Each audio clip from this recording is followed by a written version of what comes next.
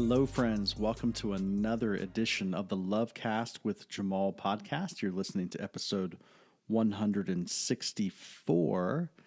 We're going to call this one Post Betrayal Syndrome. My conversation with Dr. Debbie Silber. Guys, welcome back to another edition of the Lovecast with Jamal. I am your host, Jamal Javanji. It's great to be back here with you. I hope you've been enjoying the podcast, whether you're a new listener or a longtime listener. We've had some really stellar guests on the show in the last several weeks, and today's episode is going to be no exception. I had a really just very insightful conversation with Dr. Debbie Silber. Let me tell you just real quick who she is.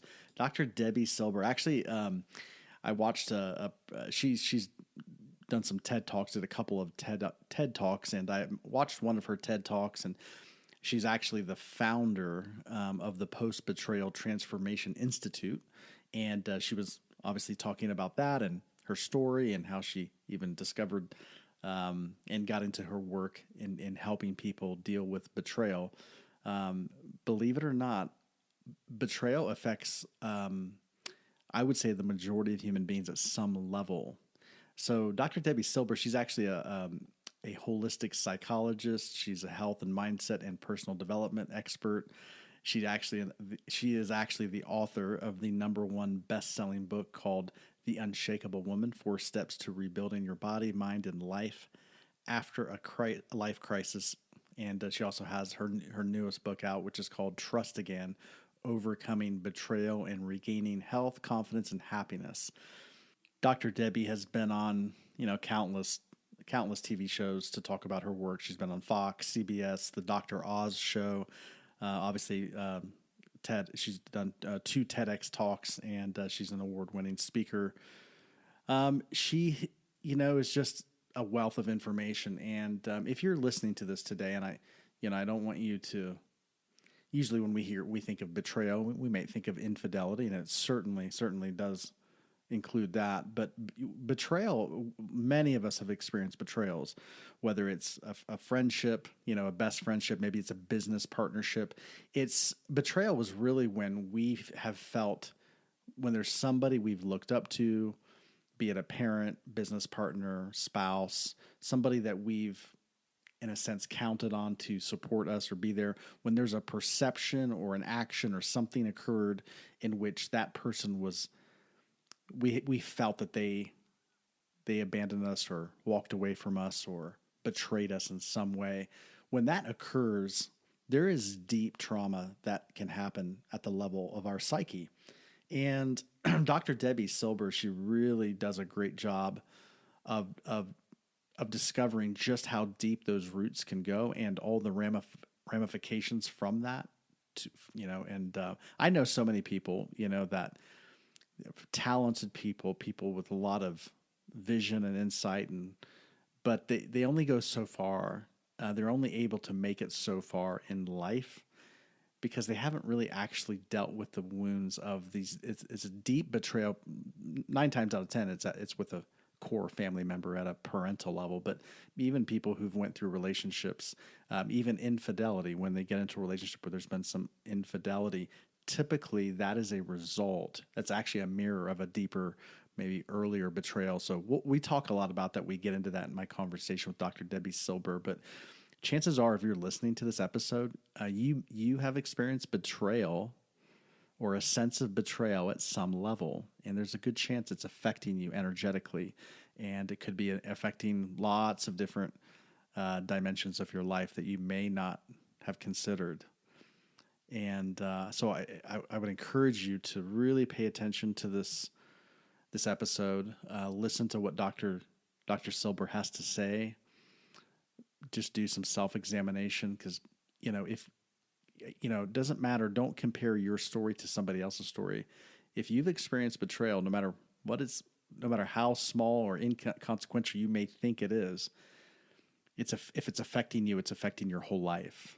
And obviously, in the work that I do as a life coach, we get into some of those things and really address that, so we can move beyond the betrayal that has affected us at the body mind level. And obviously there's a whole process and going beyond that. But Dr. Debbie Silber really has some insightful things to say, and she's actually doing great work in this in addressing the trauma that comes from betrayal specifically. So really encourage you to tune in and listen in and to do some self-examination after listening to this episode. Okay.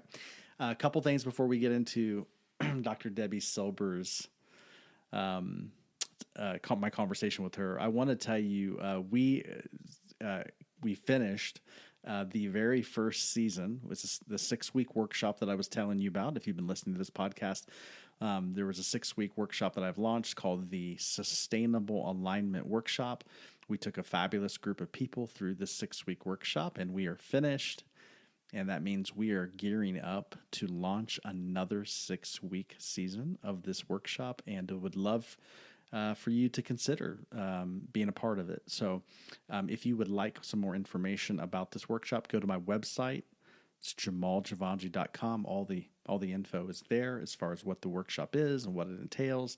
I won't go into that here, but I would just encourage you, please do go to the website, JamalJavanji.com, and just check it out. It may be for you. If it's not for you, totally fine, but it may be something that you could really benefit from. It's a 6-week workshop, and that will be the second edition of that will be kicking off mid-July at some point. So if you want more information, go to the website, check it out. Also, thank you to those of you who have subscribed and rated and reviewed this podcast on iTunes or Spotify. Let me encourage you, please, if you can take a few minutes, if you haven't done this, please do go to iTunes and look up the Lovecast with Jamal podcast. Give us a rating and a review. It really helps the podcast grow and get exposure, which I'm biased, but I am.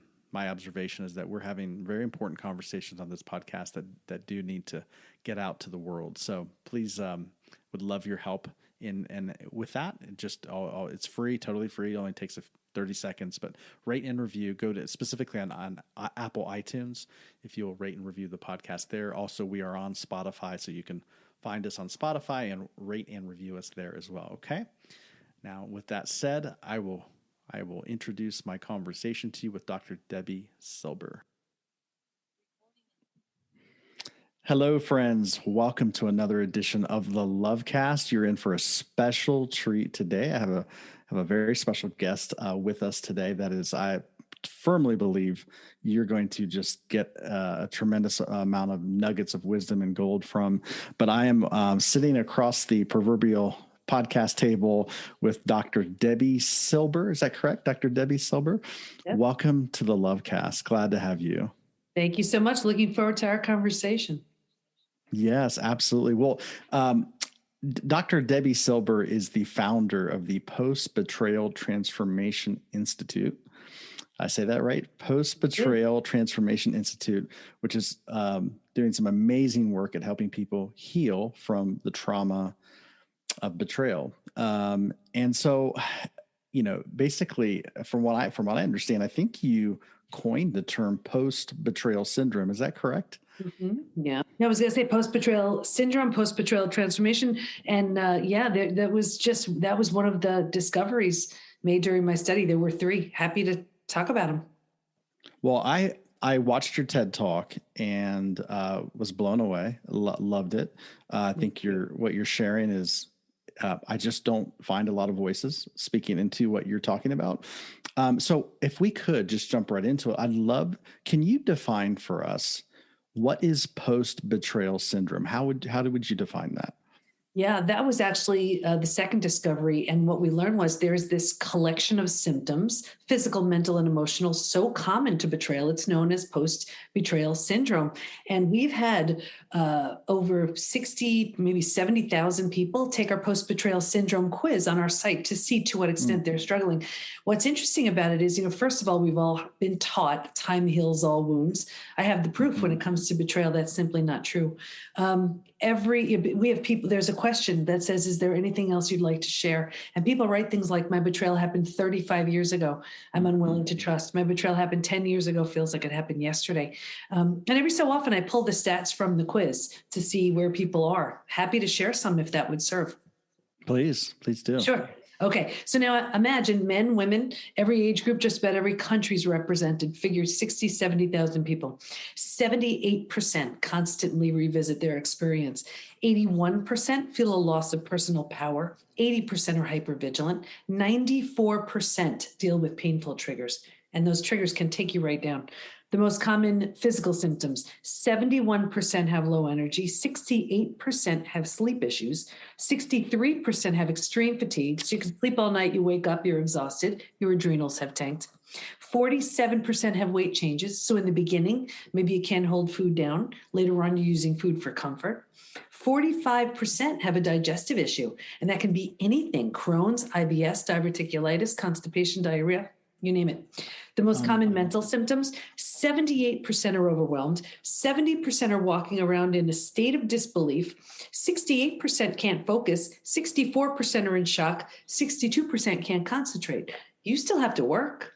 You still have to raise your kids. That's not even the emotional issues. Emotionally, 88% experience extreme sadness. 83% are very angry, really common to bounce back and forth between those two. 82% feel hurt, 80% have anxiety, 79% are stressed, just a few more. This is why I wrote the book Trust Again. 84% have an inability to trust. 67% prevent themselves from forming deep relationships because they're afraid of being hurt again. 82% find it hard to move forward. 90% want to move forward, but they don't know how. Unbelievable. Amazing.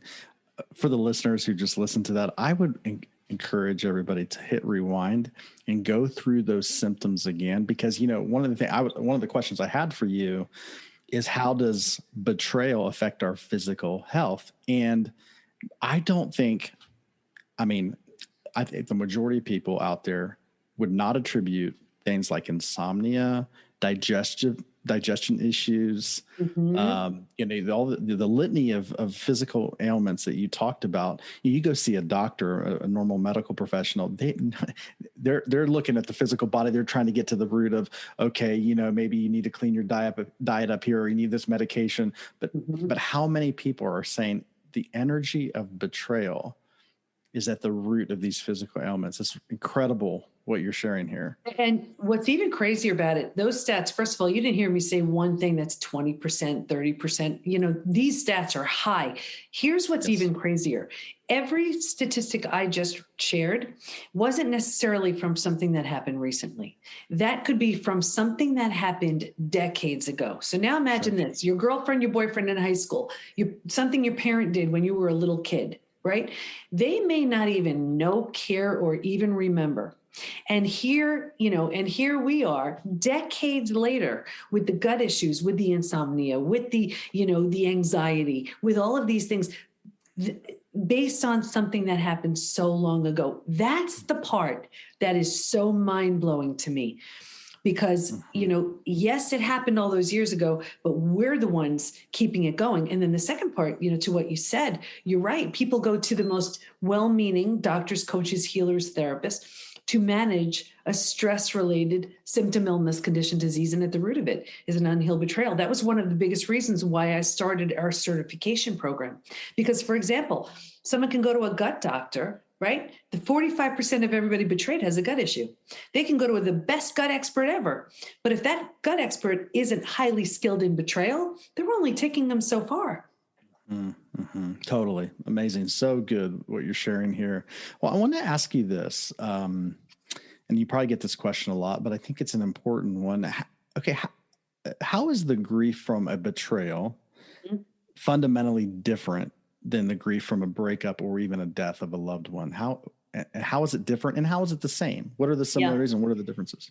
Well, grieving is a really important part of betrayal, because you're grieving what you wanted and you didn't get. You're grieving the loss of the relationship, whether entirely as it was, whatever. And grieving is actually one of the really important components moving you. For me, it was the most exciting discovery. That while we can stay stuck for years, decades, a lifetime, and so many of us do, if we're going to fully heal, we're going to move through 5 proven predictable stages. Grieving is one of the most pivotal pieces, taking us from particularly stage 3 to stage 4. Really common aspect there. But Grieving is very different in that, and that was really the first discovery. I was studying betrayal and post-traumatic growth. And for those who aren't familiar, post-traumatic growth is, if you can imagine, like an upside of trauma. How that trauma, let's say death of a loved one, disease, natural disaster, whatever, leaves you with a new, insight, awareness, perspective you didn't have. But I had been through death of a loved one. I had been through disease.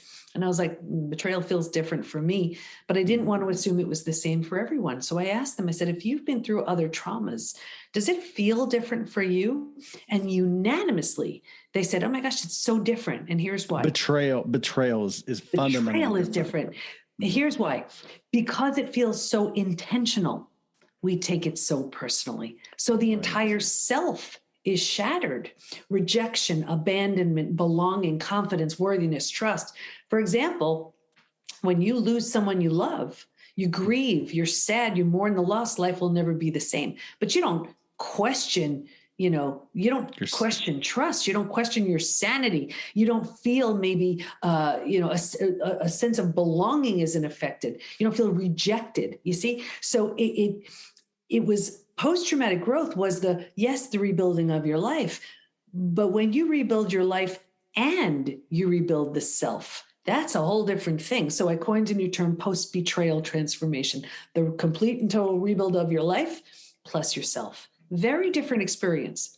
It's amazing. I think you mentioned this in your TED talk, if I'm not mistaken, but one of the things you talked about is, let's take, for example, in a romantic or marital situation, when there's betrayal, infidelity, a lot of people try to move on. They try to, just do some cosmetic, forgive, the people are encouraged, just forgive and, maybe recognize some conditions that led to it. And those are all positive things, but ultimately that's almost always destined for failure. And I think you mentioned that it's the analogy you used. I thought it was such a great analogy. It was like, when you have a home or a house, if you have a flood, if maybe you need to, replace the floors, or, you paint, maybe there's a little fire somewhere, and, you just, you replace the wiring. And, but if a tornado comes through and demolishes the entire home from the foundation, all you're left with is nothing. There's no rebuild. There's in the sense of there's no cosmetic changes. I mean, you're talking about a completely new structure that needs to be rebuilt. Can you say more about that? Yeah. In the context of relationships. Sure. That's the difference between resilience and transformation. Resilience is restoring, bringing back. You need that for your everyday. But trauma and transformation is a whole different thing.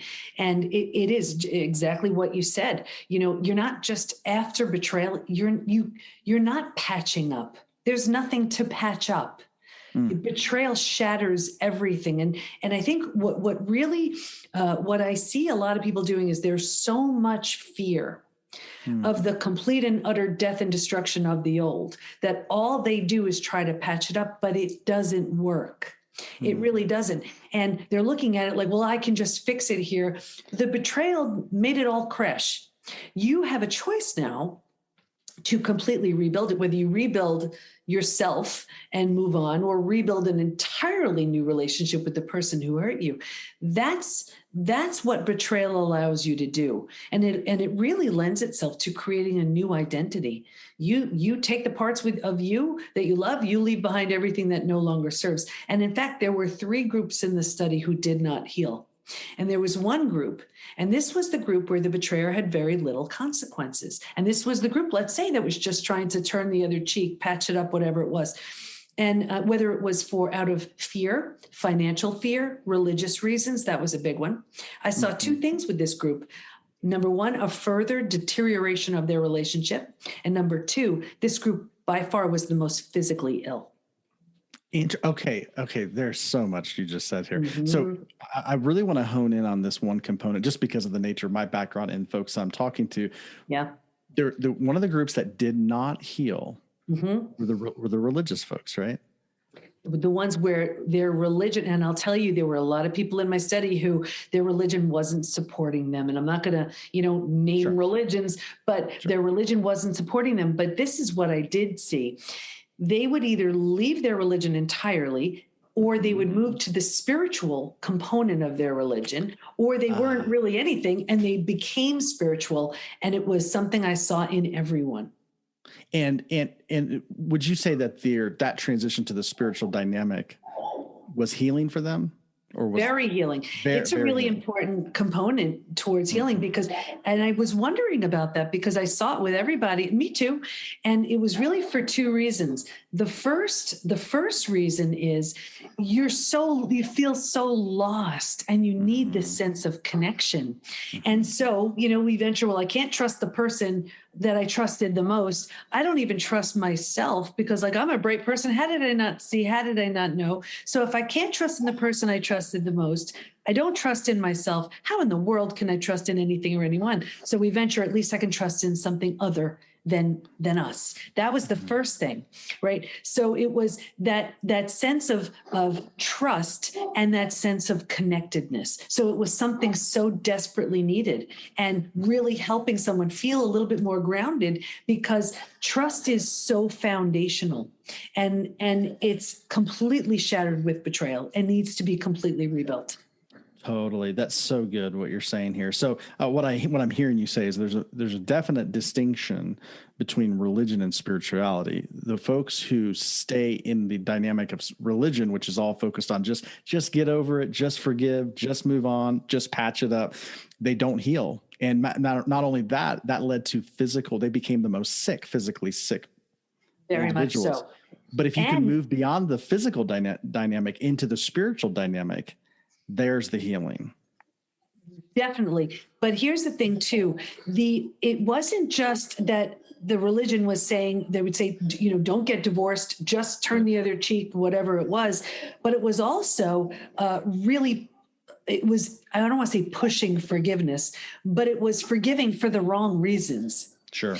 And here's the thing, when you forgive for the wrong reasons, it backfires every time. When you forgive too soon, it backfires every time. And I'm not saying, we know forgiveness is for us, but when you're forgiving just to keep the peace, when you're forgiving for any other reason other than what really feels true and right for you, it backfires. And in fact, I remember reading a study when I was doing my research, and they said, if you feel safe and valued and you forgive, you feel better. If you do not feel safe and valued and you forgive, you feel worse. And when I wrote Trust Again, I kicked it up a notch. And I said, I really believe that we should forgive for our sake, to release the power that pain has over us. But what would happen if you changed the word forgive to reconcile? It would sound like this. If I feel safe and valued and I reconcile, I feel better. If I do not feel safe and valued and reconcile, I feel worse. So good. So good.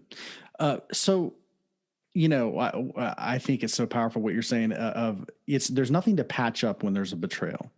There's nothing to patch up. We're talking about a complete rebuild. And where it starts, correct me if I'm wrong here, what I'm hearing you say is where it starts is you have an opportunity post-betrayal to rebuild your awareness of self, your concept of self.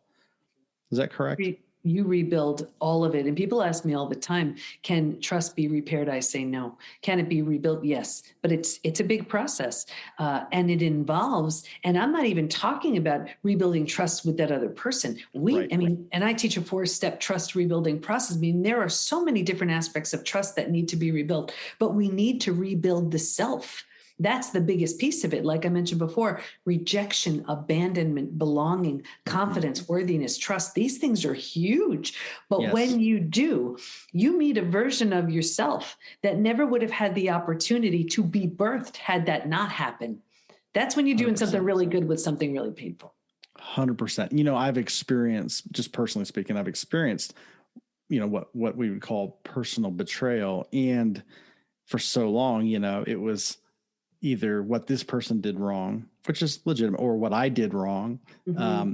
But I think what I'm hearing you say is that you can become resilient, right? You can get in, you can learn to trust again to the best of your ability, but really there's going to be blocks, right? Those triggers, you get into the next relationship, there's going to be triggers that come up and you got to, try to work through them. But to really, truly gain victory over this, it's about going back to those foundational, because what I discovered for myself was the betrayal I experienced was mirroring a deeper sense of betrayal that went back even to my, what I would call my unconscious, subconscious programming, going all the way back to my childhood with my typically, like, my experience, even working with folks in coaching, is that 99.9% of the time, betrayal begins at childhood. I love that you're bringing that up, because here's what I find, and I've seen this so often. Repeat betrayals are just a sign of an unhealed betrayal, and I do these activities with people where I have them really talk about where trust was shattered, and I invite them to consider where it was originally shattered. And so often it's not the recent betrayal; it was that one from decades ago, but because of the meaning they gave that, what they made that mean, that formed a belief. And then your mind always wants to prove you're right. So then you find confirming evidence, and then you move into relationships. Not that they're good, they're so familiar. It's like, oh, I know that pain. I know how that works. And so we live a lifetime like that until and unless we deliberately and intentionally take a look at these belief systems, change them. And there's a profound lesson needing to be learned. And that's why we keep having opportunities in the form of people to teach us what they are. Yes. So people look at it and say, why does this keep happening to me? And it's really because it's not your fault. But what is that lesson? You are lovable, worthy, and deserving. You need better boundaries in place, whatever it is. When you learn that, it doesn't need to keep repeating itself. Totally. That's so good. And it's an opportunity to transform. A lot of people I talk to, they say, well, they look at their family and they say, I haven't experienced, my parents were there. We had we didn't have a perfect life, but it wasn't like anything, dramatic that you see in other folks. But I always like to tell people, you can't compare your situation with anyone else. Even a parent who doesn't have the ability to show up emotionally or with presence the way you needed, that is a form of betrayal, even though it wasn't intentional. You experience it as a child as a form of betrayal, and it can affect you like betrayal. So, a question I have for you: we typically think of it in romantic terms, right? Infidelity in a marriage, that kind of thing. But a person can experience many different kinds of betrayal, even in like relationships, friendships, partnerships, right? Business partnerships. So my question would be, how does it affect, in your experience of working with folks, how have you seen betrayal at any level affect a person's ability to form maybe working partnerships or business relationships, or even on a team in a corporate or business setting? How does it show up? What are the symptoms of betrayal there? Yeah. Well, think about it. Here's the person you trusted the most who just proved untrustworthy. So how do you trust that boss, that coworker, that collaborative partner? And confidence was shattered in the betrayal. How do you have the confidence then to ask for that raise or promotion that you deserve? You see, it shows up everywhere. It shows up everywhere. And yeah, betrayal has many faces. It's, your best friend who shared your secret, your coworker taking credit for your idea, that person in a position of power who took advantage of that position, business partnerships. All of a sudden the money's gone, self-betrayal. That's huge too. There are so many. So many. We can feel betrayed by a company. We would rather, it's interesting, there's something called the love turns to hate principle. I think it was something like that, where we would rather knowingly buy a product we know is bad for us than buy a product that says it's good for us and then we find out it's not. We we get furious. Like, let's say cigarettes. Cigarettes are bad for you. If you buy cigarettes, you're kind of knowingly going into it and you feel okay with it. But if you buy, let's say, some kind of lotion and they say it's great for you, and all of a sudden you find out it has all these harmful things that you didn't know, you will turn on that company so quickly. We don't want to be duped. That's so interesting. And have you seen, what are some, or maybe a better way, one of my observations is that I've seen such self-sabotaging behavior, especially in like teams of people, because there's a promise of, hey, we're going to work together to create something amazing. But then because of those past, betrayals or fears, there's a sense of, I would rather just distrust you from the start or not commit to you from the start than to have to go through. Is that a common? Yeah. Well, self-sabotage is huge. Actually, that was my first TEDx was on stop sabotaging yourself. And it was, why is it that we could be on this amazing road and we completely derail ourselves? What's happening there? Well, think about it. We don't like to think. Because if we think, it's going to invite questions. If we have questions, it's going to invite change. If we change, it's going to shake up everyone and everything around us. Totally. So it seems like, you know what, kind of better to stay put and let me numb and avoid and distract myself so that I just don't have to look at that. So distraction. I'm going to allow myself to just stay distracted over here. So I don't even have to deal with this. Exactly. And this is not conscious. Oftentimes this is more unconscious. Amazing. So good. Thank you so much for this. Okay. So let's just say somebody's listening to this and we're going to wrap up with this, but let's just say somebody's listening to this conversation and they have trouble trusting. They have trouble really committing, whether it's in a business setting, a team situation, even in a relationship. They just have this fear of abandonment or betrayal. How quickly would you tell somebody how can they take the next step forward into the healing process? It's legitimate, but it's also keeping you stuck. So you need to heal that. And the way it works with a timeline, check your willingness. Check your level of resistance. Those are the biggest needle movers. When you want to know, people ask me all the time, how long is it going to take? It really is a question of, we have all the tools, the resources, the support you need. But if you're resistant, nothing's going to change. If you're numbing, avoiding, distracting, nothing's going to change. If you're insisting on doing things the way you were doing, nothing is going to change. So check all the benefits you're getting from staying stuck. And I know everybody's like, benefits, this lady's crazy. But yeah, there are benefits. You get to be right. You get your story. You get sympathy from other people. You have to be willing to let all that go. And until you know there's something so much better waiting for you, those seem like good things to have. So very good. So check your level of resistance and ask yourself, are you willing to let go of the benefits of your resistance? Because yes, you're so right. If somebody's resistant to letting go of the victim mindset, letting go of the just the story, then it's not going to work. So important. Well, can you tell us how can people get in touch with you or become aware of your work? Where can they find you?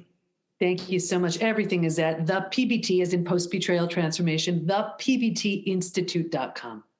Thepbtinstitute.com. Okay, fantastic. And thank you for the work. Thank you for what you're doing and coming on the show and sharing your expertise and wisdom with us. It's truly, truly appreciated. Thank you so much. You're welcome. Thank you. And thank you guys for listening. Until next time, take care. Bye-bye.